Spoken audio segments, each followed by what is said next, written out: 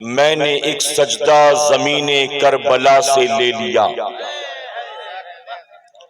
اور وہ ایک سجدہ جسے تو گراں سمجھتا ہے، وہ ایک سجدہ جسے تو گراں سمجھتا ہے، ہزار سجدوں سے دیتا ہے آدمی کو نجات۔ میرے پیارے آقا علیہ الصلوۃ والتسلیم کے پیارے دیوانوں، تلاوت کردہ آیت کریمہ کی روشنی میں اپنے شعور کے مطابق چند باتیں آپ کی گوش گزار کروں گا، لیکن اس سے پہلے میں آپ تمام کو ایک بات بتا دوں کہ کل میں اور سید صاحب الہ آباد میں تھے، اور وہاں بھی کچھ اسی طرح کا بدنظمی کا ماحول تھا۔ عنوان تھا امام احمد رضا اور عظمت اہل بیت۔ بہت بہترین عنوان پر اولاد غوث اعظم نے خطاب کا آغاز کیا، لیکن عوام کی بدنظمی اور اسٹیج پر موجود لوگوں کا موبائل پر بات کرنا، ایک دوسرے سے بات کرنا، آنا جانا اٹھنا بیٹھنا اتنا ڈسٹرب کر رہا تھا کہ سید صاحب نے ٹاپک مکمل نہیں کیا اور آدھی تقریر چھوڑ کر وہ اسٹیج سے نیچے اتر گئے۔ میں آپ کو اس لیے وارن کر رہا ہوں کہ سید صاحب کسی کو ڈانٹتے ڈپٹتے نہیں ہیں، یہ ان کی فطرت میں بھی نہیں ہے اور عادت میں بھی نہیں ہے۔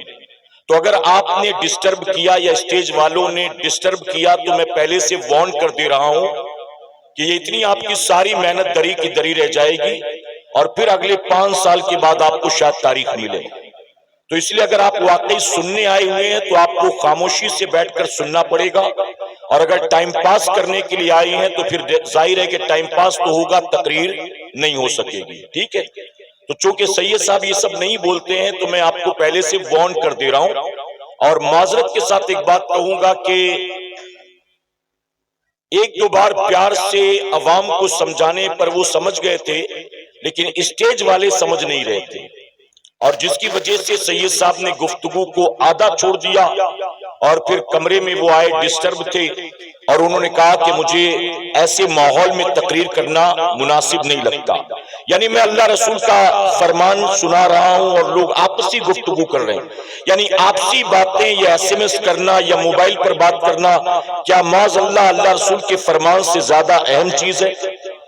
تو اس کا آپ خیال رکھیں گے نا انشاءاللہ؟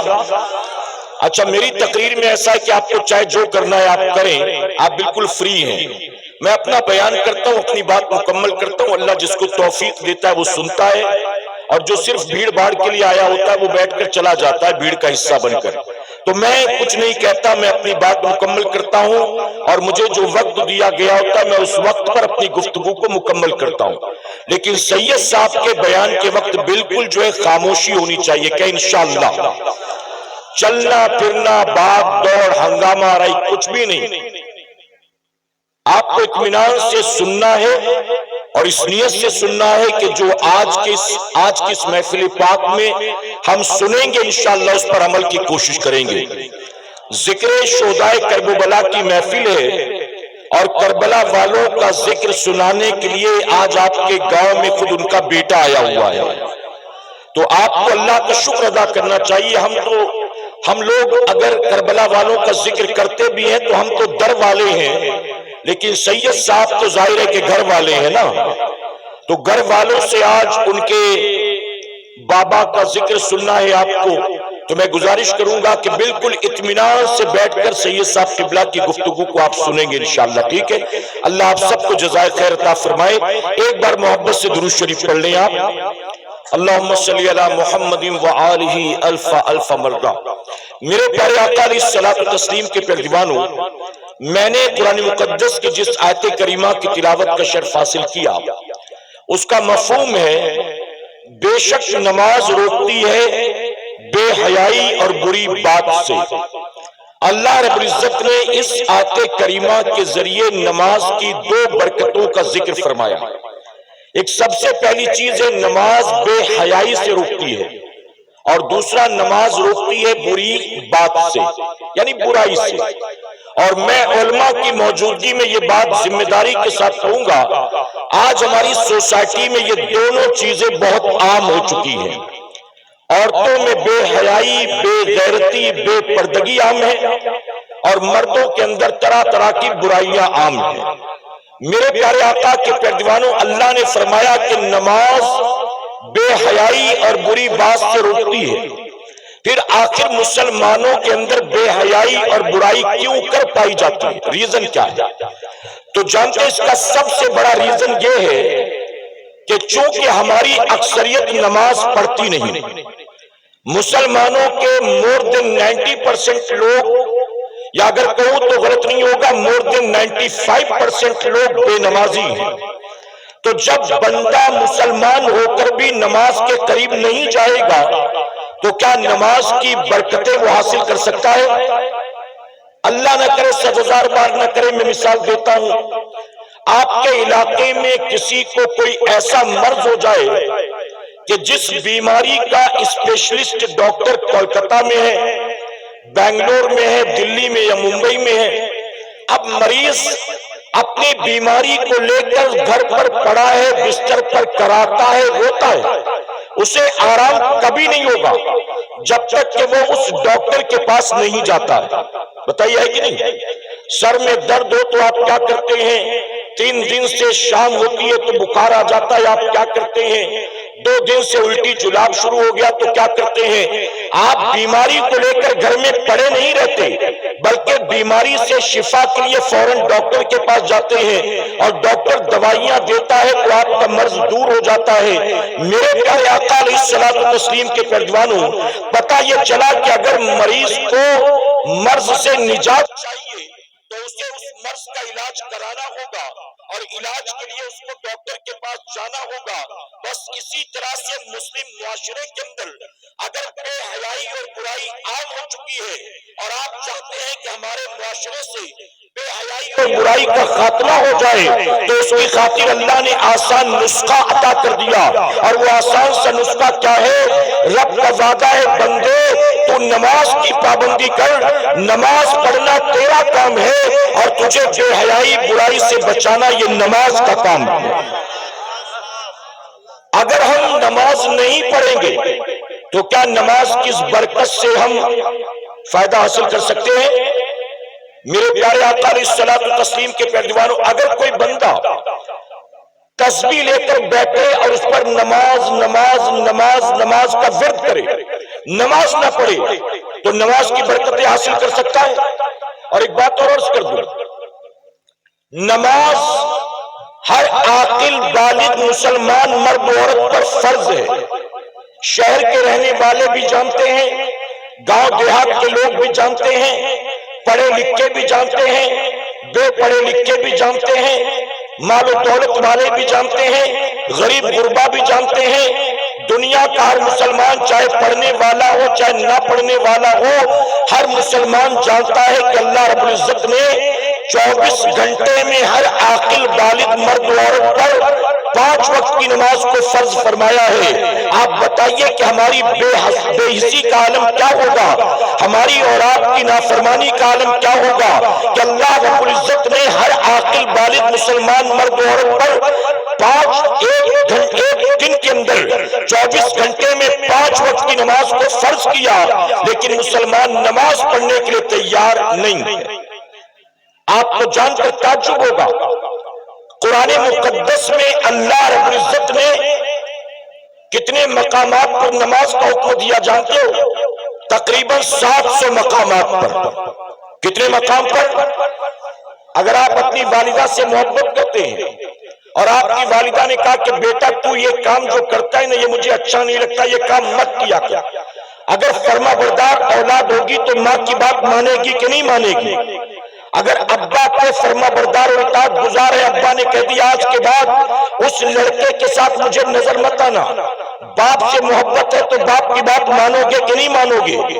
آپ بتائیے اگر بیوی کوئی فرمائش کر دے، آج آتے آتے آئس کریم لے آنا، میرا 2 دن سے بہت جی چاہتا ہے آئس کریم کھانے کا، تو بیوی کی خواہش کو پورا کریں گے کہ نہیں کریں گے؟ اگر آپ کی اولاد یہ کہے کہ ابا اس بار عید میں وہ کپڑا لوں گا میں، تو اپنی اولاد کی خواہش کو پورا کریں گے کہ نہیں کریں گے؟ آپ کو یہ پتا ہے کہ پیر صاحب کو کھانے میں کیا پسند ہے، پیر صاحب کو پینے میں کیا پسند ہے، پیر صاحب کو پہننے اوڑھنے میں کیا پسند ہے۔ اگر آپ کے پیر صاحب آپ کو کوئی بات کہہ دیں تو پیر صاحب کی بات مانتے ہیں کہ نہیں مانتے؟ میرے پیارے آقا علیہ الصلوۃ والتسلیم کے پیروانوں، اپنے جیسے انسانوں کی بات ماننے کو تیار ہو، ماں باپ کی محبت میں ماں باپ کی بات مانو گے، اولاد کی بات مانو گے، اپنی بیوی کی، استاد کی، پیر و مرشد کی بات مانو گے، لیکن وہ رب جو ساری کائنات کا خالق ہے، ساری کائنات کا مالک ہے، وہ کسی بات کا حکم 1-2 مرتبہ نہیں، 100-200 مرتبہ نہیں، بلکہ 700 مرتبہ دیتا ہے۔ اللہ کسی بات کا حکم 700 مرتبہ دے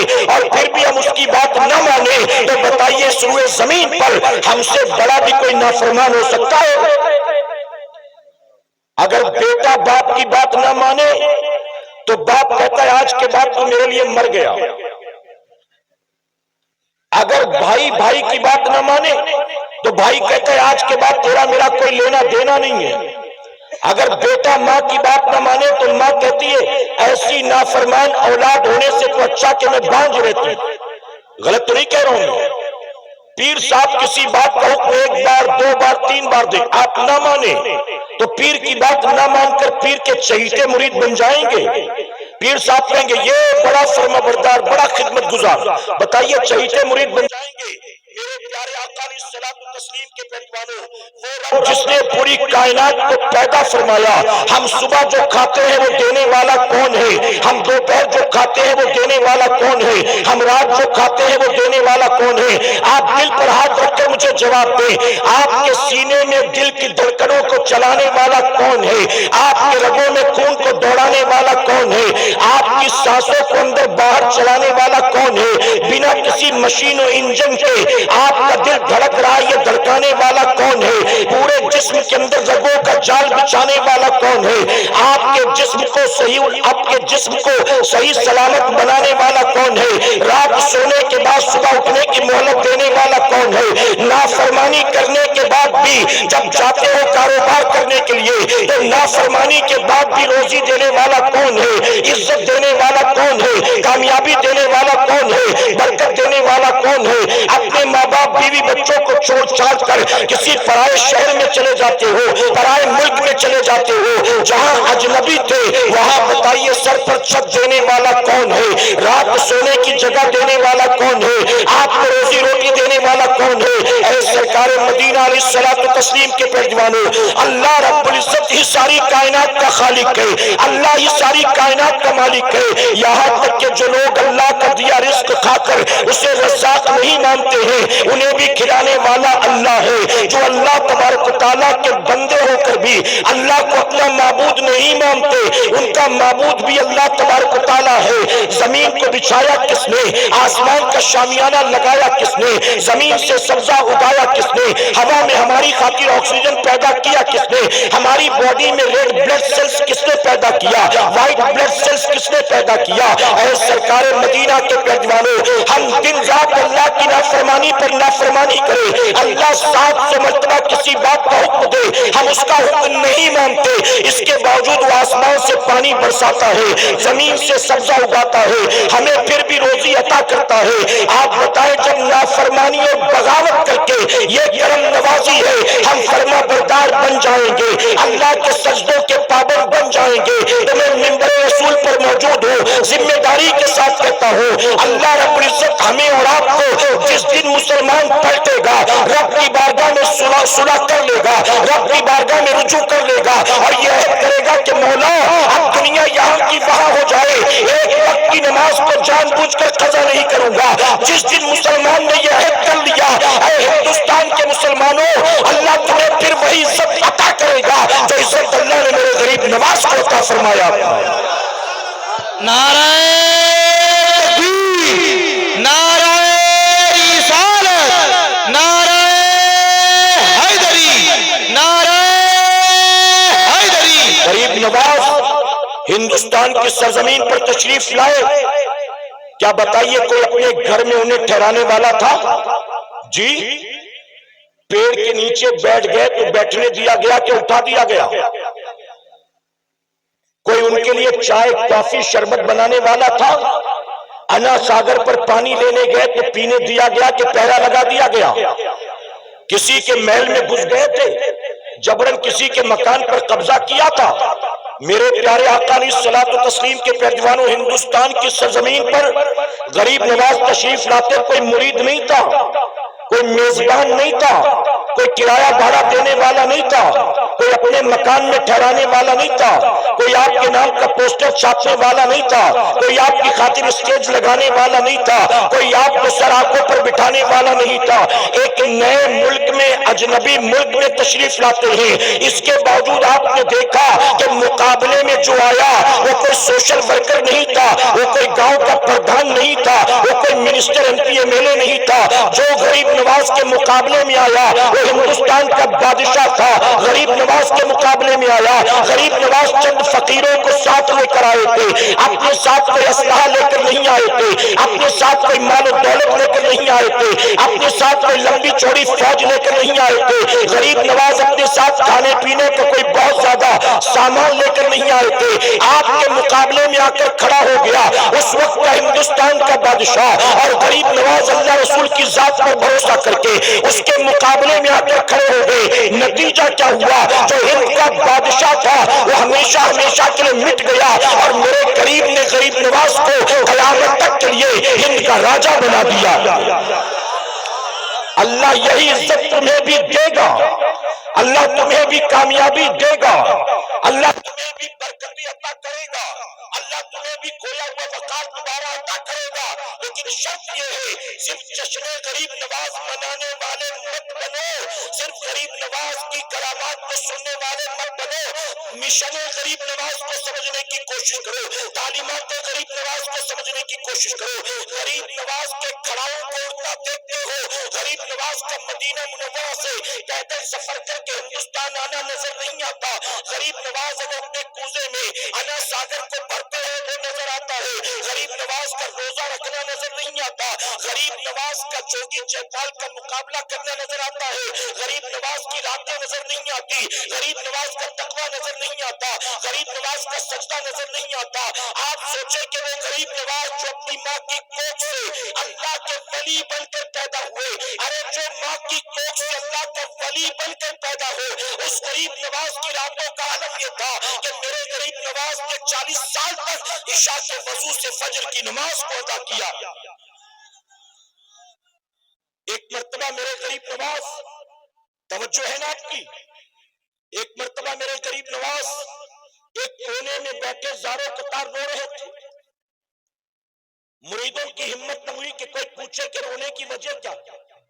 جب کچھ اطمینان ہوا، رونا بند ہوا، تو آپ کے قریب آئے آپ کے قریبی چاہیتے مرید خواجہ بختیار کاکی رحمت اللہ علیہ، آ کر کہتے کہ حضور آج آپ اتنا رو رہے تھے، رونے کی وجہ کیا، کس بات نے آپ کو رلایا؟ تو جانتے میرے غریب نواز نے کیا فرمایا؟ آپ فرماتے آج سے 30 سال پہلے میں نماز پڑھ رہا تھا، تو حالت نماز میں مجھے جو لذت ہمیشہ ملتی تھی، جو نماز میں مزہ آتا تھا، جو خشوع اور خضوع میسر آتا تھا، اس دن نماز میں وہ مزہ نہیں آ رہا تھا، وہ خشوع اور خضوع نہیں مل رہا تھا۔ کہتے میں پریشان کہ آخر نمازوں کی لذت کہاں چلی گئی؟ غریب نواز فرماتے میں نماز سے فارغ ہوا، پھر میں بیٹھا غور کرنے کے لیے، آخر کیا بات ہے، نماز کی لذتیں کہاں چلی گئی؟ توجہ ہے نا آپ کی؟ میرے پیارے آقا کے پیروانوں، غریب نواز فرماتے نماز سے فارغ ہو کر میں بیٹھا غور کرنے کے لیے کہ نماز میں جو روزانہ مزہ آتا تھا وہ مزہ گیا کہاں، بات کیا؟ بہت دیر تک غور کیا تو مجھے احساس ہوا کہ آج جلد بازی کی وجہ سے دوران وضو میں اپنی انگلیوں میں خلال کرنا بھول گیا، وضو کے وقت جلد بازی کی وجہ سے اپنی انگلیوں میں خلال کرنا بھول گیا۔ اب یہاں علماء بیٹھے ان سے پوچھو، اگر کوئی بندہ حالت وضو میں خلال نہ کرے انگلی کا، تو وضو ہوگا کہ نہیں ہوگا، نماز ہوگی کہ نہیں ہوگی، یہ خلال کرنا کیا فرض ہے، کیا واجب ہے، کیا ہے؟ تو جواب ملے گا کہ وضو ہو جائے گا، انگلیوں میں خلال کرنا یہ میرے نبی کی سنت مبارکہ ہے۔ کیا ہے؟ سنت ہے، وضو ہو جائے گا۔ غریب نواز فرماتے جب احساس ہوا کہ جلد بازی کی وجہ سے خلال نہیں کر سکا تو مجھے اپنی غلطی کا احساس ہوا اور میں یہ سوچ کر رونے لگا کہ آج مجھ سے نبی کی ایک سنت چھوٹ گئی۔ اگر کل قیامت کے دن میرے آقا نے میرا گریبان پکڑ لیا اور کہا کہ معین الدین میں نے تجھے ہندوستان بھیجا، ہند کا راجہ بنایا، ایک مشن لے کر تجھے ہندوستان روانہ کیا اور تو نے وہاں جا کر کیا کیا، تو نے میری ہی سنت کو چھوڑ دیا۔ غریب نواز کہتے کہ جب مجھے اس بات کا احساس ہوا اس ایک سنت کے چھوڑنے کی وجہ سے اگر قیامت میں میرے آقا نے میری پکڑ کر لی تو پھر میں کیا جواب دوں گا؟ کہتے 30 سال پہلے غلطی ہوئی تھی لیکن جب بھی وہ بات یاد آتی ہے میں یہ سوچ کر رونے لگتا ہوں کہ کاش میرے حال پر میرے نبی کو رحم آ جائے اور میرے آقا مجھے معاف کر دے اور قیامت میں آقا میری پکڑ نہ کرے۔ اے مسلمانوں، یوں ہی کوئی گٹکا زردہ ماوا کھاتے کھاتے غریب نواز نہیں بن گیا، جھاڑ پھونک کرتے کرتے کوئی غریب نواز نہیں بن گیا، حقہ پی پی کے کوئی غریب نواز نہیں بن گیا، کوئی پیری مریدی کر کر کے غریب نواز نہیں بن گیا۔ اگر اللہ نے یہ مقام عطا کیا ہے تو اس مقام کے پیچھے وجہ کیا ہے؟ غریب نواز کہتے 30 سال پہلے سنت جلد بازی کی وجہ سے غلطی سے رہ گئی تھی، جب بھی غلطی یاد آتی ہے رونے لگتا ہوں کہ کاش میرے نبی کو مجھ پر رحم آ جائے اور میرے نبی مجھ کو معاف کر دے۔ اگر قیامت میں انہوں نے میری پکڑ کر لی اور کہا تو نے میری سنت کو چھوڑا تو میں کیا جواب دوں گا؟ اے خوش عقیدہ سنی مسلمانوں، غریب نواز کی چھٹی منانے والے ذرا سوچو، ہمارے امام سے ایک سنت غلطی سے رہ جائے تو غریب نواز 30 سال تک روتے نظر آتے ہیں اور غریب نواز کی چھٹی منانے والا، عرس پاک میں جا کر چادر چڑھانے والا اور غریب نواز کے عرس کے نام پر نہ جانے کیا کیا رسم و رواج کرنے والا روزانہ اٹھ کر صبح چہرے سے داڑھی منڈاتا ہے تب اسے نبی کی سنت یاد نہیں آتی، جب وہ گالیاں دیتا ہے تب اسے احساس نہیں ہوتا کہ یہ حرام و ناجائز ہے، جب ماں باپ کو جھڑکیاں دیتا ہے تب اسے احساس نہیں ہوتا کہ یہ ناجائز و حرام ہے، جب دوسروں کے بہو بیٹیوں پر گندی نظریں ڈالتا ہے، سیٹیاں تالیاں بجاتا ہے تو احساس نہیں ہوتا کہ یہ ناجائز و حرام ہے۔ اے سرکار مدینہ کے پردوانوں، ہم نبی کی 12ویں بھی مناتے ہیں، غوث پاک کی 11ویں بھی مناتے ہیں، ہم غریب نواز کی چھٹی بھی مناتے ہیں، ہم کربلا والوں کے نام پر ماہ محرم میں نہ جانے کون کون سی رسمیں کرتے ہیں، ہم بزرگان دین کا عرس پاک بھی مناتے ہیں، ہم یہ ساری چیزیں رسمی طور پر کر کے گزر جاتے ہیں لیکن اللہ کے اندر گزیدہ بندوں کی تعلیمات کو ہم سمجھنے کی کوشش نہیں کرتے، ان کی حیات طیبہ کا مطالعہ کرنے کی ہم کوشش نہیں کرتے اور ہمارے جلسے میں جب ہم آتے ہیں تو جلسے میں بھی آتے ہیں تو لگتا ہے جیسے گانوں کے چسکے کے لیے آئے ہیں، محض انٹرٹینمنٹ کے لیے آئے ہیں، محض بھیڑ بھاڑ کا حصہ بننے کے لیے آئے ہیں۔ میرے پیارے آقا علیہ الصلوۃ والتسلیم کے پردوانوں، غریب نواز نے 40 سال تک عشاء کے وضو سے فجر کی نماز کو ادا کیا۔ اگر غریب نواز کے واقعی عاشق ہو آج اس محفل سے اٹھنے سے پہلے طے کر لینا، ہمارے غریب نواز نے 40 سال تک عشاء کے وضو سے فجر کی نماز کو ادا کیا ہے، ہم بھی وعدہ کرتے ہیں اب روزانہ عشاء کے وضو سے عشاء ادا کریں گے اور فجر کے وضو سے انشاءاللہ فجر ادا کریں گے۔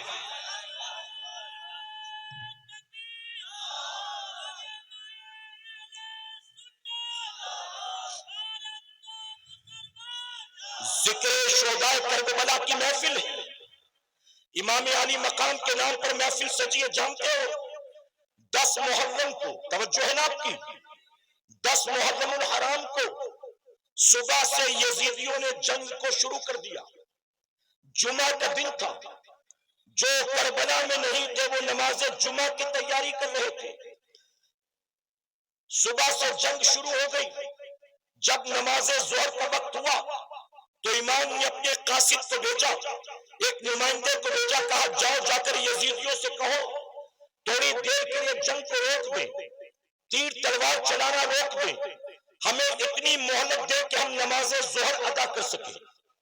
وہ کربلا کے میدان میں تھے، میدان جنگ میں، انہوں نے کہا ہمیں ظہر ادا کرنے کی مہلت مل جائے، مسافر تھے، اگر مہلت ملتی بھی تو کتنی دیر تک پڑھتے، 2 رکعت نماز پڑھنا تھا، کتنا وقت لگتا؟ آپ نے فرمایا جاؤ جا کر کہو یزیدیوں کو تھوڑی دیر جنگ روکے تاکہ ہم ظہر ادا کر لیں۔ تو جانتے ہو یزیدیوں نے کیا کہا؟ یزیدیوں نے امام علی مقام کے قاصد سے کہا حسین کو جان بچانے کا بڑا اچھا بہانہ سوجا ہے، معاذ اللہ، نماز کے نام پر جنگ کو روکنا چاہتے ہیں حسین؟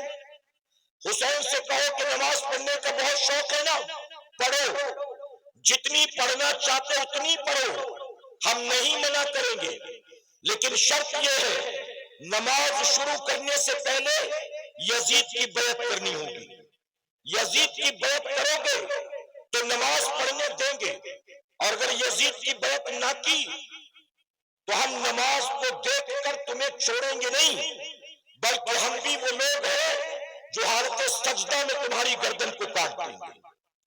یا تو یزید کی بیعت کرو یا تو نماز پڑھو۔ جب امام علی مقام کے قاصد نے آ کر کہا ظالم جنگ روکنے کو تیار نہیں ہے بلکہ دھمکی دے رہے ہیں کہ اگر نماز پڑھنی ہے تو پڑھو، لیکن یزید کی بیعت پہلے کرنی ہوگی، یزید کی بیعت نہیں کرو گے تو ہم مروت نہیں کریں گے، نماز شروع کر دی تو سجدے میں سر کاٹ دیں گے۔ تو جانتے امام نے کیا کہا تھا؟ امام نے کہا جاؤ جا کر یزیدیوں سے کہہ دو، یزیدیوں سے جاؤ جا کر یہ کہہ دو حسین نہ یزید کی بیعت کے لیے تیار ہے اور نہ جان بوجھ کر نماز قضا کرنے کے لیے تیار ہے، نہ ہاتھ میں ہاتھ دوں گا اور نہ نماز چھوڑوں گا۔ جاؤ کہہ دو کہ دھمکیاں دینا بند کر دیں، اگر یہ حالت سجدہ میں سر کاٹنے پر تلے ہیں تو حسین بھی سجدے میں سر کٹانے پر تلا۔ میں سر کٹا تو سکتا ہوں لیکن نماز قضا نہیں کر سکتا ہوں۔ یہ کون کہہ رہا ہے؟ میرے پیارے آقا علیہ الصلوۃ والتسلیم کے پیروانوں، یہاں علماء موجود ہیں، آپ پوچھئے اپنی مسجد کے امام صاحب سے پوچھئے گا، ایک آدمی اگر نماز میں ہے اور حالت نماز میں کہیں سے سانپ یا بچھو آ گیا، کوئی موذی جانور، اور اس کو یقین ہے کہ یہ مجھے ڈنک مار دے گا، ڈس لے گا، تو ایسی صورت میں کیا وہ نماز توڑ سکتا ہے؟ شریعت کا کیا حکم ہے؟ تو آپ کو پتا چلے گا شریعت کی اجازت ہے کہ وہ نماز توڑ کر اسے مارے اور اپنی جان بچائے۔ اس وقت جان بچانا فرض ہے، نماز بچانا نہیں، اس کو مارو، جان بچاؤ، اور پھر اپنی نماز پھر ادا کرو، اور صرف اپنے لیے نہیں۔ اگر کوئی چھوٹا بچہ سو رہا ہے کمرے میں اور آپ نماز پڑھ رہے ہیں اور اچانک کہیں سے کوئی سانپ بچھو آ گیا اور آپ کو یقین ہے کہ اگر میں نے نماز توڑ کر اسے نہیں مارا تو یہ بچے کو ڈس لے گا، بچے کو ڈنک مار دے گا، تو بچے کی جان بچانے کے لیے بھی شریعت نے آپ کو نماز توڑنے کی اجازت دی۔ اب آپ بتائیے کہ جان بچانا ایسی صورت میں فرض، اور بھی بہت اس کی تفصیل ہے، میں اس میں نہیں جاتا، صرف آپ کو یہ کہوں گا ذرا بتائیے وہ 22,000 خون کی پیاسی تلواریں جنہوں نے امام علی مقام کے ننھے علی اصغر کو نہیں چھوڑا، 6 ماہ کے لخت جگر کے سوکھے حلقون پر تیر چلایا، جنہوں نے امام حسین کے بھانجوں اور محمد کو نہیں چھوڑا، یعنی اہل بیت کے چھوٹے چھوٹے بچوں کو بھی ظالموں نے چھوڑا نہیں ہے۔ امام کو پتا تھا اگر ان ظالموں کے سامنے میں نے سجدے میں سر کو جھکایا تو یہ میرے خون کی ننگی پیاسی تلواریں یہ میری گردن کو کاٹ دیں گی۔ امام علی مقام کیا شریعت کا مسئلہ نہیں جانتے تھے کہ ایسے میں جان بچانا فرض ہے، جان بچ جائے تو نماز پھر کبھی ادا کر لیں گے، اللہ دیکھ رہا ہے کہ حالات کیسے ہیں، ایسے میں اگر سجدہ کیا تو یہ ظالم گردن مار دیں گے، لیکن امام جانتے تھے اگر آج جان بچانے کے لیے میں نے نماز کو قضا کر دیا تو قیامت تک جب بھی کربلا کی داستان لکھی جائے گی، جب بھی خطیب منبر پر کھڑے ہو کر کربلا کے واقعات بیان کرے گا تو لکھنے والا لکھے گا حسین نے نماز کو چھوڑ دیا تھا، خطیب کہے گا حسین نے نماز کو قضا کر دیا تھا۔ امام جانتے تھے اگر میں آج چھوڑوں گا تو قیامت تک کے لیے چھوڑنا مثال بن جائے گا، اور اگر میں جان پر کھیل کر جان کی پرواہ کیے بغیر آج نماز ادا کروں گا تو قیامت تک کے لیے میرا سجدہ کرنا نانا کے امت کے لیے مثال بن جائے گا۔ اسی لیے میرے امام نے بتا دیا، حالت سجدہ میں سر کٹا کے میرے امام نے بتا دیا حسین کو یقیناً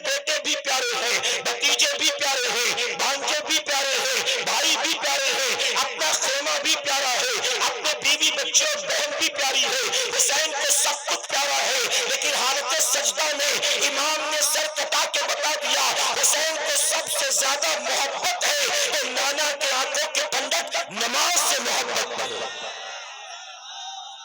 میرا امام 3 دن کا بھوکا پیاسا رہ کر 22,000 تلواروں میں نماز نہ چھوڑے اور ہم 2-4 یاروں میں نماز چھوڑ دیتے ہیں.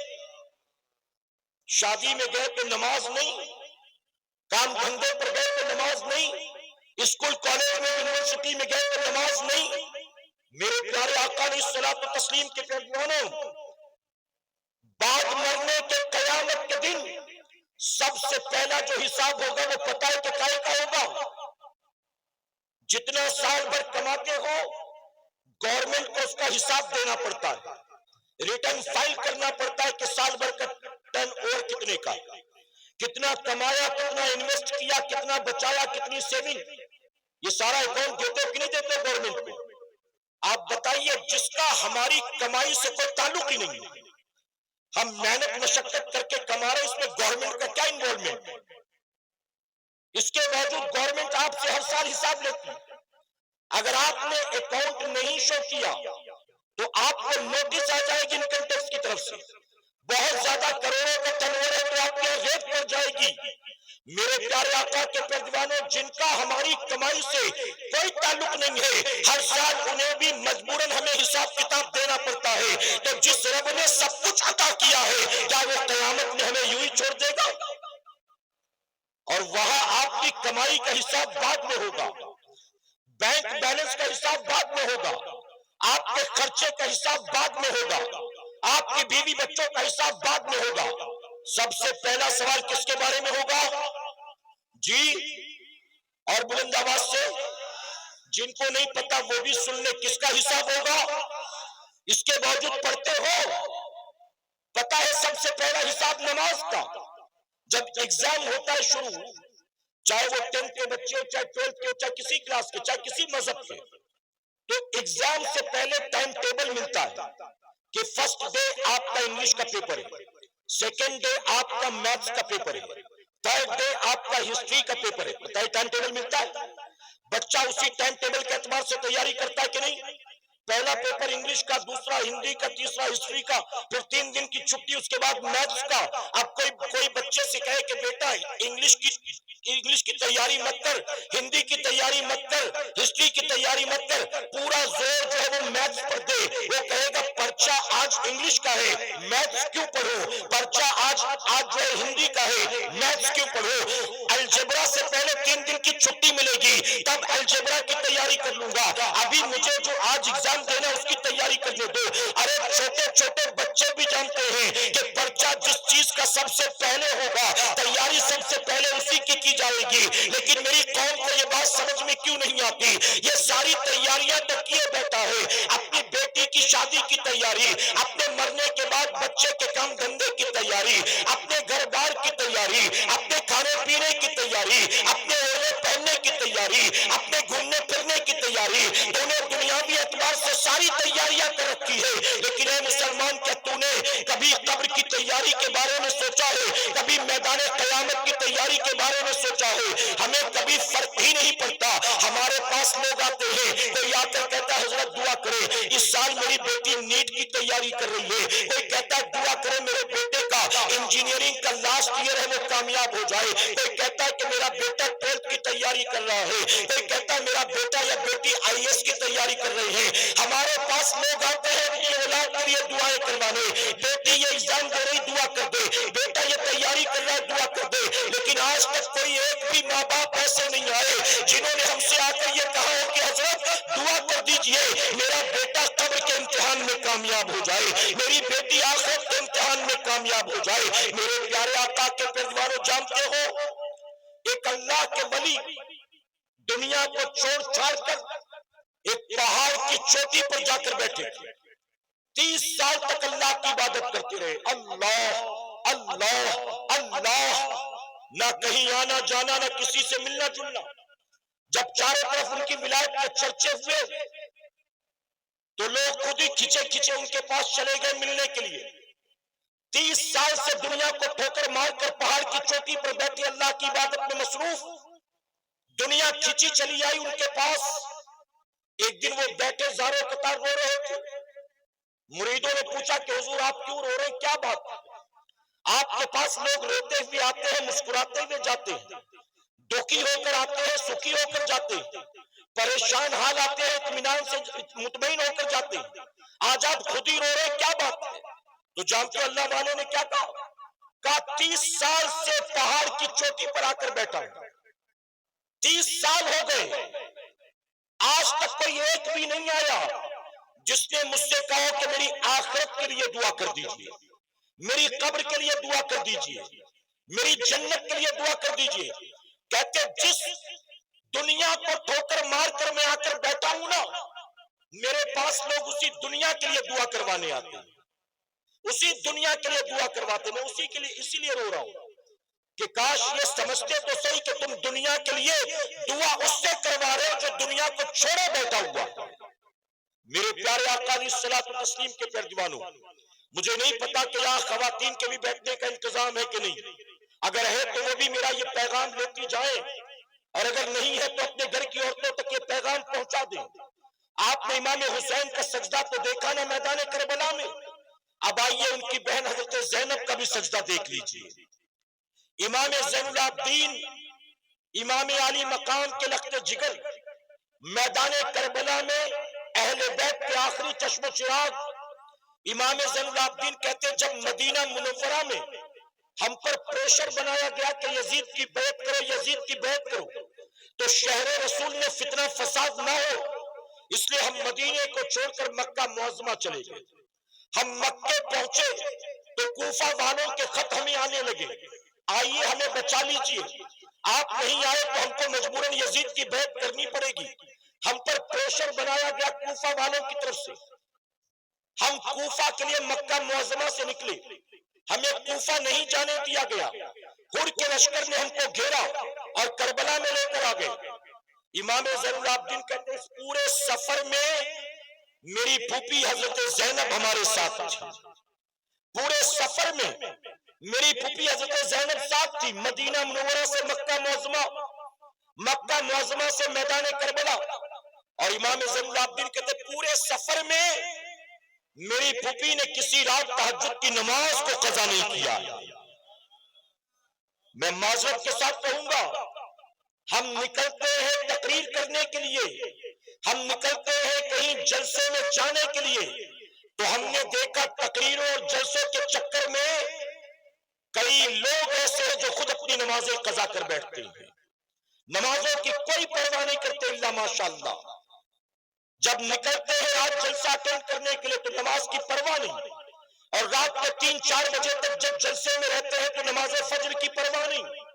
آپ سوچیں ہم تقریر کرنے جا رہے ہیں تو نماز کی پرواہ نہیں کرتے, اور وہ میدان کربلا کی طرف نکلی ہے اور نماز تہجد قضا نہیں کر رہی ہے.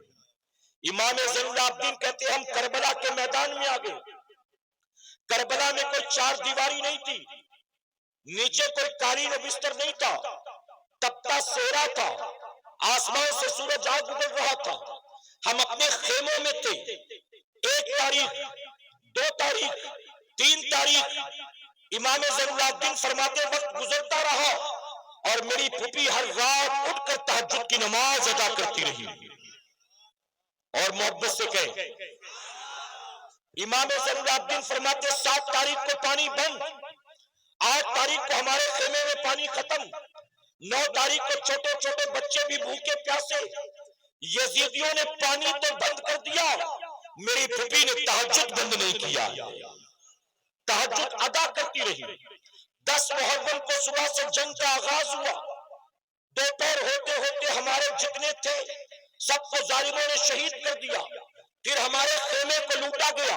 امام زین العابدین فرماتے 10 محرم کا دن گزرا, مغرب کے بعد 11 تاریخ لگی. یہ 11 محرم کی رات ہم اہل بیت کے لیے جو کربلا میں تھے قیامت سے کم رات نہیں تھی. امام زین العابدین فرماتے یہ وہ رات تھی جب ہمارے خیمے کے چاروں طرف ہمارے اپنوں کی لاشیں بکھری پڑی تھی. کسی کا سر تن سے جدا تھا, کسی کے جسم کے ایک اعضاء کو کاٹ دیا گیا تھا, کسی کا چہرہ پہچاننے میں نہیں آتا تھا, کسی کو شہادت کے بعد گھوڑے کے ٹاپوں سے روندا گیا تھا.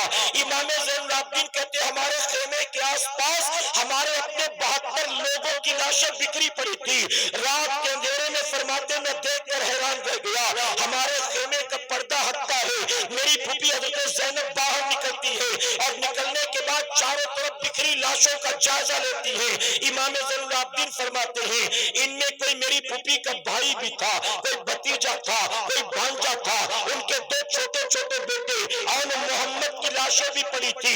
امام زین العابدین کہتے میرے یہ دیکھ کر میری آنکھیں پھٹی رہ گئی. ان لاشوں کو دیکھنے کے بعد میری پھوپھی نیچے بیٹھ گئی. تب تک کربلا کے صحرا کی ریت کو اٹھایا, تیمم کیا اور تیمم کر کے میری پھوپھی نے لاشوں کے سامنے کھڑے ہو کر نماز تہجد کو ادا کیا. جن کے گھر کی بیٹیاں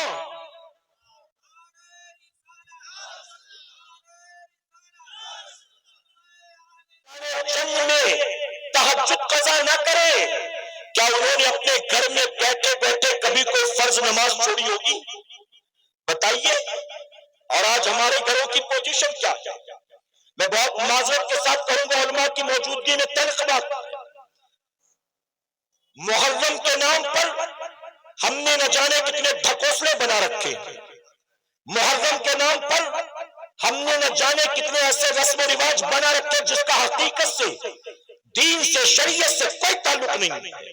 اور ہمارے گھر کی عورتیں اسی کو اصل دین سمجھ کر کر رہی ہیں. طاق بھرنے جا رہی ہیں, منت مانگنے جا رہی ہیں, تازیہ دیکھنے جا رہی ہیں. دل پر ہاتھ رکھ کر جواب دو سنیو, کیا میرے امام کی قربانی اس لیے تھی تاکہ قیامت تک میرے نام پر تازیہ اٹھایا جائے, میرے نام پر میلہ لگایا جائے, میرے نام پر ڈھول نگارے بجائے جائے, میرے نام پر غبارے اور حلوہ پراٹھا خریدا بیچا جائے, میرے نام پر مرد عورت کی خلط ملط ہو, میرے نام پر بے پردگی بے حیائی کا بازار گرم ہو؟ کیا میرے امام نے قربانی اس لیے دی تھی تاکہ قیامت تک میرے نام پر چندے وصولے جائیں, میرے نام پر نعرے لگائے جائیں, میرے نام کی منقبت لکھی جائے, میری شان میں قصیدے پڑھے جائیں؟ اے سرکار مدینہ کے پیدوانوں, یزید کربلا میں آیا تھا تو ذات کے لیے آیا تھا, اور امام کربلا میں آئے تھے اللہ رسول کی فرما برداری کے لیے آئے تھے. یزید طبیعت کے لیے آیا تھا, امام شریعت کے لیے آئے تھے. یزید دنیا کے لیے آیا تھا, امام دین کے لیے آئے تھے. یزید تخت و تاج کے لیے آیا تھا, اور امام علی مقام اپنے نانا کے دین کی بقا کے لیے آئے.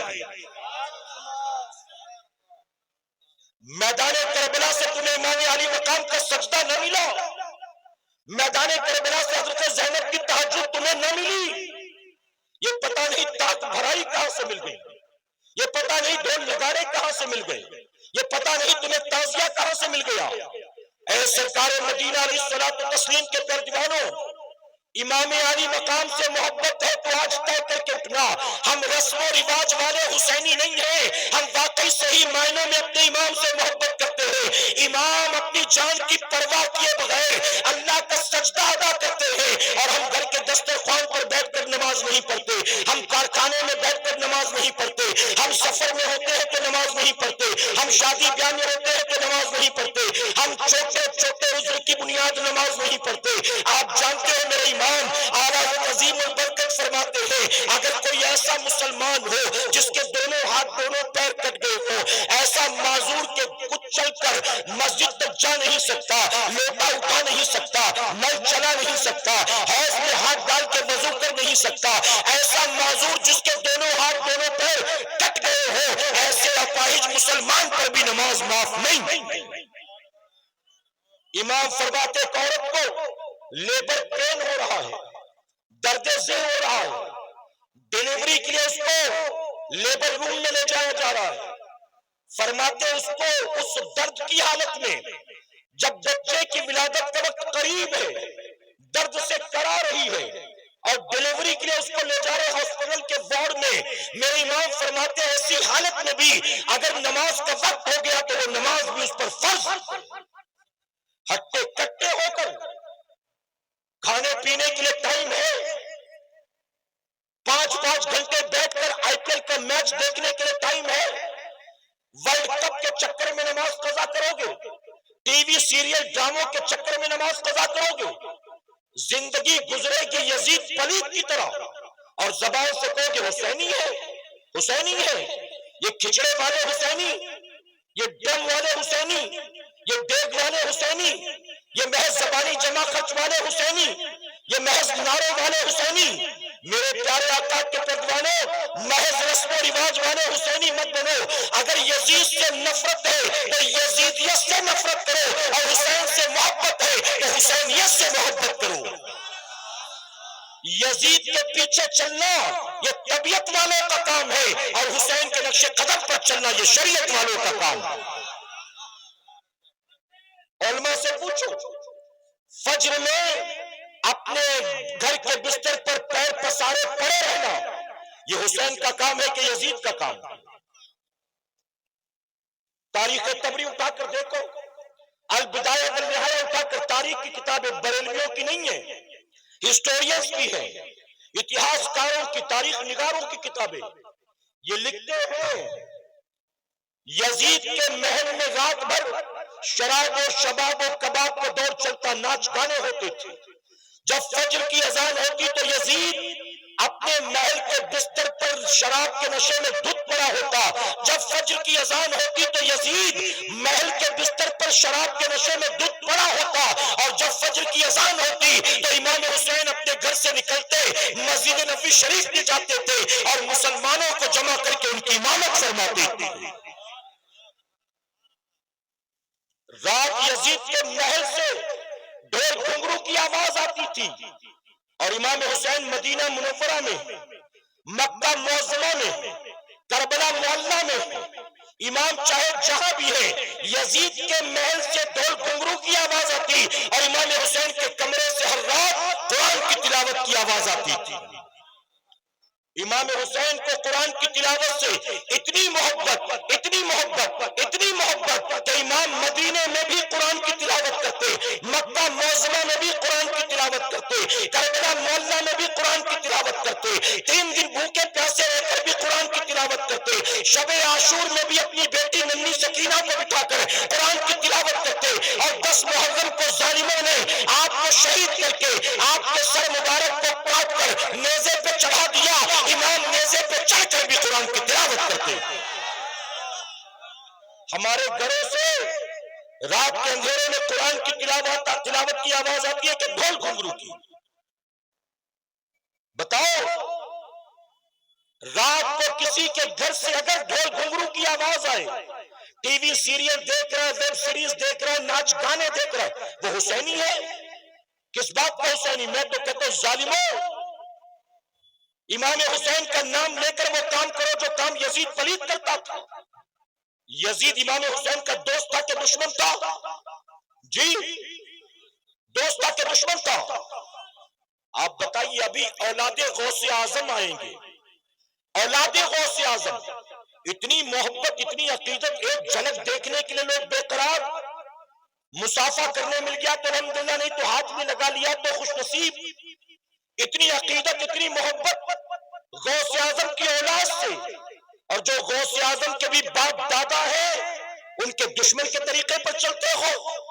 یہ کیسی محبت ہے اہل بیت سے، یہ کیسی محبت ہے نواز رسول سے، یہ کیسی محبت ہے مولائے کائنات اور ان کی اہل بیت سے، کیسی محبت ہے؟ زبان سے کہو کہ ہم غوث اعظم سے محبت کرتے، غریب نواز سے محبت کرتے۔ آپ بتائیے، نماز قضا کرنا غوث اعظم کا کام ہے؟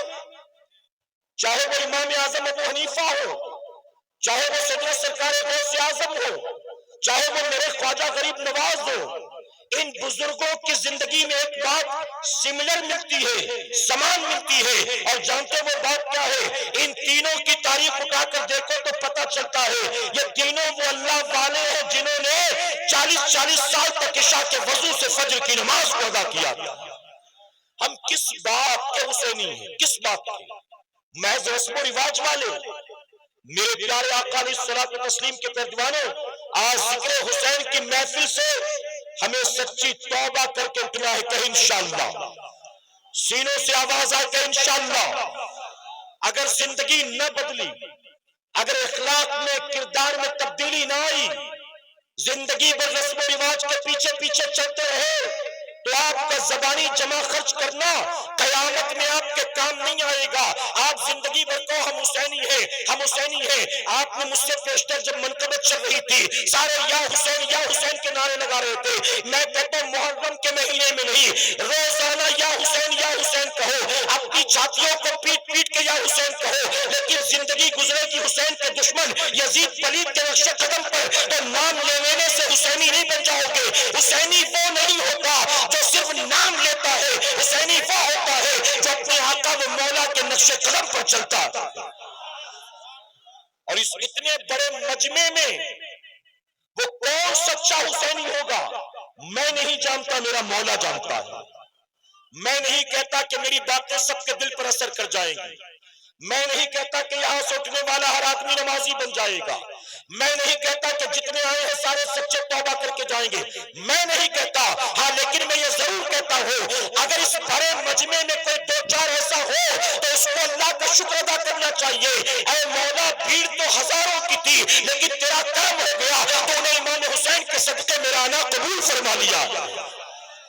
اور اتنے بڑے مجمع میں جس پر میرے امام کی نظر ہوگی زندگی اسی کی بدلے گی انشاءاللہ. میرے امام کی پوزیشن تو یہ ہے، علماء سے آپ نے سنا ہوگا، تاریخ کی کتابوں میں موجود ہے. میرے امام شہادت کے بعد بھی جہاں جہاں سے گزرے نہ جانے کتنے یہودیوں عیسائیوں کو مسلمان بنا دیا ہے. جو پیدائشی خاندانی حسبی نسبی یہودی عیسائی تھے، میرے امام کی برکتیں یہ ہے امام کا ان گلیوں سے گزر ہوا تو وقت کا یہودی عیسائی بھی کلمہ پڑھ کر مسلمان بن گیا. ارے امام کے چہرے کو دیکھ کر یہودی عیسائی مسلمان بن جاتا ہے. ہم کیسے حسینی ہیں؟ ہم زندگی بھر ذکر حسین کی محفل میں آئے اور نمازی بھی نہ بن سکے، کیسے حسینی؟ ابھی ماضی قریب کی بات ہے، توجہ ہے نا آپ کی. میرا وقت ختم ہونے کے قریب میں اپنی گفتگو کو سمیٹتا ہوں، اجازت ہے آپ کی؟ میرے پیارے آقا علیہ الصلوۃ والتسلیم کے پیر دیوانوں، میں ایران پوران کی بات نہیں کرتا، ہندوستان کی بات کرتا ہوں. ماضی قریب کی بات ہے، ہماری جماعت کے ایک بزرگ بڑھاپے کی وجہ سے، عمر زیادہ ہو گئی اس وجہ سے ان کی آنکھ کا آپریشن کرنا پڑا. آپ یہاں دیکھیں نا میرے بھائی. اچھا آپ دیکھ لیں پھر مجھے بتائیں جب فری ہو جائیں تو آپ. اچھا آپ بتائیے مجھے، آپ مجھے دل پر ہاتھ رکھ کر بتائیے، اگر میں تقریر کرتے کرتے اچانک یہاں دیکھوں سب کا دھیان جائے گا کہ نہیں؟ میں اکیلا وہاں دیکھوں تو سب کا دھیان وہاں جائے گا، اور سامنے بیٹھے 20 آدمی یہاں وہاں دیکھیں گے تو میں انسان نہیں ہوں، میرا دھیان نہیں بھٹکے گا. اور سیدنا عثمان غنی رضی اللہ عنہ فرماتے ہیں کہ تقریر کرنا تلوار کی تیز دھار پر چلنے کے برابر ہے. جب آپ امیر المومنین بنے نا اور جمعہ کا خطبہ دینے کے لیے منبر پر کھڑے ہوئے تو سیدنا عثمان غنی فرماتے ہیں جب پہلی بار جمعہ کا خطبہ دینے کے لیے میں منبر پر چڑھا تو مجھے وہ وقت یاد آیا جب پہلی بار میں گھوڑے پر چڑھا تھا. گھڑ سواری نہیں آتی تھی، اب گرا کہ تب گرا. کہتے منبر پر کھڑا ہوا خطبے کے لیے تو یہی ڈر تھا دل میں کہ اب گیا کہ تب گیا. تو اتنا آسان نہیں ہوتا میرے بھائی. آپ آ کر سنتے ہو، سن کر چلے جاتے ہو، آپ کو پتا نہیں چلتا. اتنا آسان نہیں ہوتا.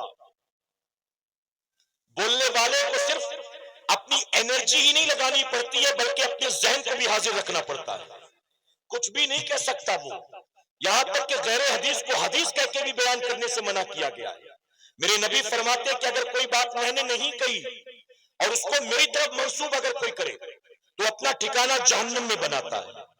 اگر میں بیان کرتے کرتے کسی غیر حدیث کو کہ وہ حدیث شریف میں آتا ہے تو بتائیے میں گناہ گار ہوں گا کہ نہیں ہوں گا؟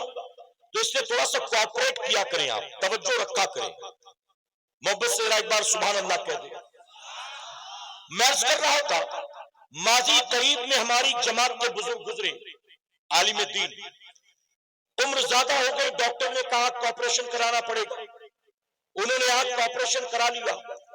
آنکھ کے آپریشن کے بعد ڈاکٹر نے اسے کہا کہ ابھی ٹانکے تازہ ہیں، زخم ہرا ہے، آپ 3 دن تک سجدہ مت کیجیے گا. 3 دن سجدہ کریں گے تو باڈی کا پریشر، بلڈ کا پریشر آنکھ پر پڑے گا تو ممکن ہے کہ ٹانکے ٹوٹ جائیں، خون بہنے لگے، پریشانی ہو جائے گی. تو 3 دن احتیاط کیجئے گا، سجدہ مت کیجئے گا۔ وہ اپنے گھر آئے اور گھر آنے کے بعد اپنی بیوی سے کہتے کہ 3 دن میرے حصے کا کھانا مت بنانا، 3 دن میرے حصے کی روٹیاں مت بنانا۔ تو بیوی کہتی ڈاکٹر نے آپ کو 3 دن سجدہ کرنے سے منع کیا ہے، میں ساتھ تھی، مجھے پتا ہے کھانے پینے سے منع نہیں کیا، سجدے سے منع کیا، اور آپ کہہ رہے 3 دن کھانا نہیں بنانا، کیوں؟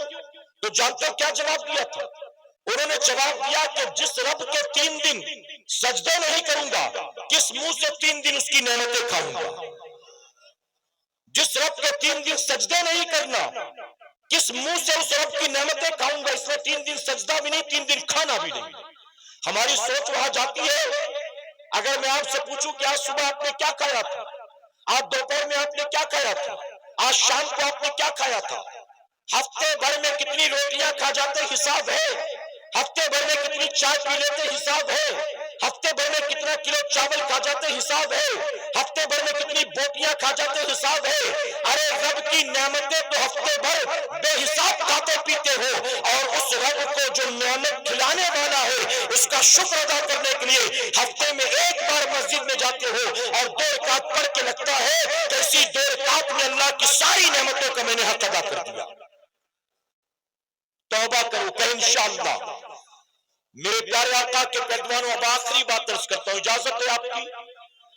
ایک مرتبہ درود شریف پڑھیں گے محبت سے آپ، اللہم صلی علی محمد وآلہ الف الف مرہ۔ ایک بزرگ بنی اسرائیل کا ایک عابد دنیا کو ٹھوکر مار کر پہاڑ کی چوٹی پر چلا گیا، اور پہاڑ کی چوٹی پر اس نے دنیا سے کٹ کٹا کر 300 سال تک عبادت کی۔ کتنے سال تک؟ کتنے سال تک؟ 300 سال عبادت کی، پہاڑ کی چوٹی پر اکیلا 300 سال تک اللہ کی عبادت کر، روزہ بھی، سجدہ بھی، شب بیداری بھی، شرم و ندامت کے آنسو بھی، توبہ و استغفار بھی۔ اب 300 سال پہاڑ کی چوٹی پر اکیلا، کوئی انسان نہیں، کسی کو گالی دیا ہوگا، کسی کی غیبت کی ہوگی، بد نگاہی، بدتمیزی، کسی پر بہتان، کسی سے جھگڑا، کوئی چوری چماری، کسی سے حسد کینہ، کچھ بھی نہیں، اکیلا ہے، آس پاس کوئی نہیں، اکیلا 300 سال کا عرصہ گزر گیا۔ ایک دن نماز پڑھ رہا تھا، جیسے سلام پھیرا تو دیکھا سامنے ایک آدمی موجود تھا، تو جیسے دیکھا چونک گیا کہ یہاں تو 300 سال سے کوئی آیا نہیں، یہ کون؟ پوچھا بھیا تو کون، کہاں سے آیا، یہاں آنے کی وجہ کیا؟ تو جانتے آنے والے نے کیا کہا؟ آنے والے نے کہا میں موت کا فرشتہ ہوں اسرائیل، اللہ نے مجھے بھیجا ہے تمہاری روح قبض کرنے کے لیے، بس بہت ہو گئی، زندگی ختم، اب زندگی ختم ہو گئی، اب میں تمہاری روح کو نکالنے آیا۔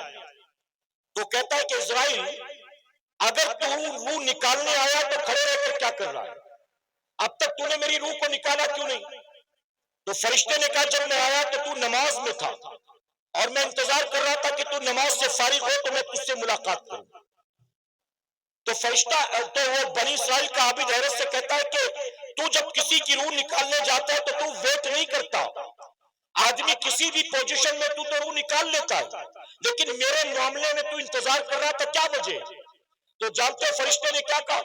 فرشتے نے کہا اللہ نے مجھے اس بات کا حکم دیا کہ میرا یہ بندہ جس نے 300 سال میری عبادت کی، میں یہ چاہتا ہوں کہ میرا بندہ جس حالت میں مرنا پسند کرے گا، اے اسرائیل اسی حالت میں تو اس کی روح کو قبض کرنا، جاتے ہی نکال مت دینا۔ اس کو پوچھنا کیسے مرنا چاہتا ہے؟ اس نے کہا اچھا میرے رب کا یہ فضل و کرم مجھ پر ہو گیا۔ وہ کہتا اگر رب نے مجھے مہلت دی ہے نا تو میری تمنا یہ ہے، میں نے زندگی بھر اپنے رب کے سجدے کیے، تمنا یہ ہے کہ میں 2 رکعت نماز نفل کی نیت کر کے کھڑا ہوتا ہوں، جب دوسری رکعت کا آخری سجدہ کروں گا نا تو آخری سجدے میں تو میری روح نکال دے، میں چاہتا ہوں کہ روح نکلے تو سجدے کی حالت میں نکلے۔ آپ سوچو کتنی پیاری موت۔ فرشتے نے کہا ٹھیک ہے، اب وہ کھڑا ہو گیا نماز پڑھنے کے لیے۔ وہ کہتا جی تو نہیں چاہتا تھا کہ میں آخری سجدے میں جاؤں، کیونکہ پتا تھا یہ نماز زندگی کی آخری نماز ہے، جی تو چاہتا تھا کھڑے کھڑے کھڑے کھڑے زندگی تمام ہو جائے، لیکن میں یہ سوچ رہا تھا کہیں فرشتہ یہ نہ سمجھے کہ میں موت سے ڈر گیا، اس لیے میں نے نماز مکمل کی، آخری سجدے میں پہنچا۔ آخری سجدے میں جب وہ بندہ گیا تو فرشتے نے روح قبض کر لی۔ جانتے ہو حدیث شریف میں کیا آتا ہے؟ حضور اکرم صلی اللہ علیہ وسلم فرماتے ہیں جبرائیل علیہ السلام نے مجھ سے کہا یا رسول اللہ صلی اللہ علیہ وسلم، بنی اسرائیل کا وہ عابد جس کی روح کو حالت سجدہ میں نکالا گیا تھا، آج بھی جب میں آپ کی خدمت میں آتا ہوں تو اس عابد کو آسمانوں پر سجدے کی حالت میں پاتا ہوں۔ زندگی سجدے میں گزری، موت سجدے میں آئی، آج بھی آسمانوں پر حالت سجدہ میں۔ کتنی پیاری موت ہوگی، اللہ سب کو ایسی موت عطا فرمائے۔ میرے پیارے آقا کے پیروانوں، اب جب اس بندے کو دیکھیں، نعرہ کہیں پتہ نہیں کہاں سے لگ رہا ہے مجھے، نہ گاڑی نظر آئی نہ سید صاحب نظر آئے، مہمان جو بھی آئیں گے وہ یہیں کے لیے آئے ہیں نا، تو آپ بالکل بدنظمی نہیں کریں گے، آپ بیٹھے رہیں گے، مہمان یہاں آئیں گے، پھر اس کے بعد ان کا خیر مقدم یہ ممبر سے کیا جائے گا انشاءاللہ، ٹھیک ہے؟ ایک بار درود شریف پڑھ لیں آپ محبت سے، اللہم صلی علی محمد وآلہ الف الف مرہ۔ میرے پیارے آقا علیہ الصلوۃ والتسلیم کے پیروانوں، توجہ ہے نا جی؟ توجہ ہے نا آپ کی؟ میں بس اپنی گفتگو ختم کر رہا ہوں، میں نے کہا نا یہی آخری بات تھی۔ تو جب اس بندے کو بعد مرنے کے رب کے حضور پیش کیا گیا حساب کتاب کے لیے، توجہ سے سنیے گا، رب تبارک تعالیٰ نے فرمایا فرشتوں میں نے اپنے اس بندے پر رحم کیا، لے جاؤ اس کو جنت میں داخل کر دو۔ دیکھیں میں نے کہا نا توجہ نہیں ہے آپ کی، ختم کر دوں جی؟ تو سن بھی تو نہیں رہے آپ۔ اللہ نے اس بندے کے بارے میں کہا فرشتوں میں نے اس پر رحم کیا، لے جاؤ اس کو جنت میں داخل کر دو۔ محبت سے کہیں سبحان اللہ۔ یہ سبحان اللہ اسی موقع پر بولی جاتی ہے میرے بھائی۔ رب نے فرمایا میں نے رحم کیا، لے جاؤ اس کو جنت میں داخل کر دو۔ اللہ کرے کہ قیامت میں رب ہمارا بھی فیصلہ یوں ہی فرما دے، آمین کہیں۔ اللہ ہمارے بارے میں بھی کہے کہ فرشتوں لے جاؤ میں نے اس پر رحم کیا، جنت میں داخل کر دو۔ اللہ فرماتا ہے فرشتوں لے جاؤ میں نے اس پر رحم کیا، اسے جنت میں داخل کر دو۔ اب جیسے ہی رب نے فرمایا، جانتے ہو بندہ کیا کہتا ہے؟ بندہ کہتا ہے مولا مجھے تیری رحمت کے صدقے جنت میں نہیں جانا، رحمت کے صدقے میں جنت میں جانا ہوتا تو دنیا کو ٹھوکر کیوں مارتا، گوشہ نشینی کیوں اختیار کرتا، 300 سال تیری عبادت کیوں کرتا؟ مجھے تیری رحمت کے صدقے جنت نہیں چاہیے، 300 سال کی عبادت کا بدلہ چاہیے۔ میں نے 300 سال دنیا سے کٹ کٹا کر جو تیری عبادت کی ہے آج اس کا صلہ چاہیے۔ تو جانتے ہو رب نے کیا فرمایا؟ رب نے فرمایا تجھے تو بے حساب کتاب میں جنت میں داخل کر رہا تھا، لیکن تجھے 300 سال کی عبادت کا بدلہ چاہیے۔ اب فرشتوں اس کا حساب لیا جائے گا، لے چلو اسے میزان کے قریب۔ اب اسے اس ترازو کے پاس لایا گیا جہاں نیکی بدی کو تولا جاتا ہے۔ رب نے فرمایا اس کی 300 سال کی عبادت کو ترازو کے ایک پلڑے میں رکھ دو۔ ایک پلڑے میں اس کی 300 سال کی عبادت کو رکھا گیا، واقعی بہت زیادہ تھی، وہ پلڑا بھاری ہو گیا۔ اب رب نے فرمایا کہ میں نے تجھے جو نعمتیں عطا کی ہیں 300 سال عبادت کر کے تو نے میری ایک نعمت کا بھی حق ادا کیا کہ نہیں کیا؟ ابھی فیصلہ کیے دیتے ہیں۔ رب نے فرمایا کہ میری تمام نعمتوں میں جو سب سے چھوٹی نعمت ہے اس کی ایک آنکھ کو نکالو اور ترازو کے دوسرے پلڑے پر رکھ دو۔ اب فرشتوں نے اس کی آنکھ کو نکالا، دوسرے پلڑے پر رکھ دیا۔ اب جیسے ہی رب کی نعمت کو رکھا گیا 300 سال کی نیکی دھری کی دھری رہ گئی، رب کی نعمت والا پلڑا بھاری ہو گیا۔ رب نے فرمایا بندے خود دیکھ لے، 300 سال عبادت کر کے ایک نعمت کا بھی حق ادا نہیں کر سکا، ابھی تو دوسری آنکھ باقی ہے، ابھی تو تیری زبان باقی ہے، ابھی تو تیرے کان باقی ہے، ان سب کا بھی تیرا حساب لوں، کیا پتا تیرا ان سب کا بھی حساب لوں۔ اور فرشتے ایک نیکی کا بھی حق ادا نہ کر سکا، اس کے پاس کچھ بھی نہیں ہے، لے جاؤ اس کو جہنم میں ڈال دو۔ اب جیسے ہی رب نے فرمایا وہ رونے لگتا ہے، اے مولا مجھے معاف فرما دے، اے اللہ مجھے اپنی عبادت پر بھروسہ نہیں ہے، اپنے تقوی پر بھروسہ نہیں ہے، اپنی شبداری پر بھروسہ نہیں ہے، اے اللہ تو رحمان ہے معاف کر دے، تو کریم ہے معاف کر دے، تو ستار ہے معاف کر دے۔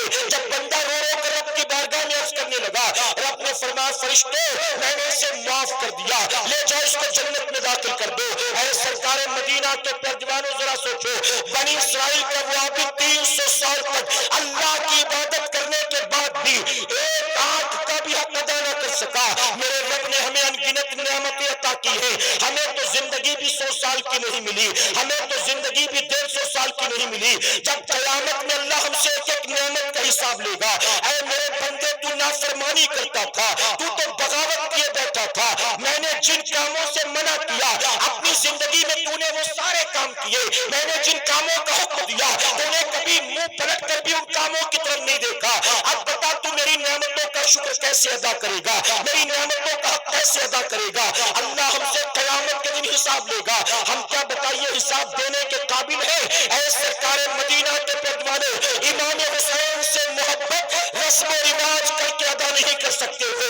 امام سے واقعی پیار ہے, سجدوں کے پابند بن جاؤ. اگر تم نمازیں پڑھ پڑھ کر امام حسین کے نانا کی آنکھوں کو ٹھنڈک پہنچاؤ گے, نانا کی آنکھوں کو ٹھنڈک پہنچے گی, نانا بھی راضی ہو جائیں گے, نواز رسول بھی راضی ہو جائیں گے, اور اللہ بھی ہم گناہگاروں سے راضی ہو جائے گا. ذکر شہدائے کربلا کی محفل میں آنے والوں, رسم و رواج والے حسینی مت بنو, عمل والے حسینی بنو. کہ انشاءاللہ یزید سے نفرت ہے, یزیدیت سے نفرت کرو.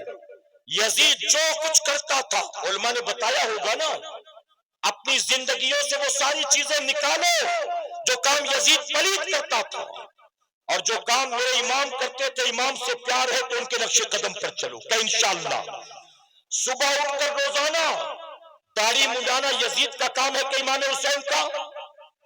جی پتا تو ہے پھر بھی منڈاتے ہو. میں نے سمجھا شاید معلوم نہیں ہوگا, پتا ہے پھر بھی منڈاتے ہو. یہ امام حسین کی محبت ہے. جھوٹ بولنا یزید کا کام ہے کہ امام حسین کا؟ وعدہ خلافی کرنا, گالیاں دینا, جوا کھیلنا, گانے سننا, نفس سے محبت کرنا, رب رسول کی پرواہ کیے بغیر من کی مرضی کے مطابق زندگی گزارنا, یہ امام حسین کا کام ہے. میرے پیارے آقا کے پیدوانوں, آخری بات جاتے جاتے کہوں گا, طبیعت کے پیچھے چلنا یزید کا کام ہے, اور شریعت کے پیچھے چلنا امام حسین کا کام ہے. طبیعت کے لیے اہل بیت کے خون سے ہاتھوں کو رنگنا یزید کا کام ہے, اور شریعت کی خاطر سب کچھ لٹا دینا امام حسین کا کام ہے. اللہ اپنے محبوب پاک کے صدقے ہم سب کو امام علی مقام کے نقش قدم پر چلنے کی توفیق عطا فرمائے.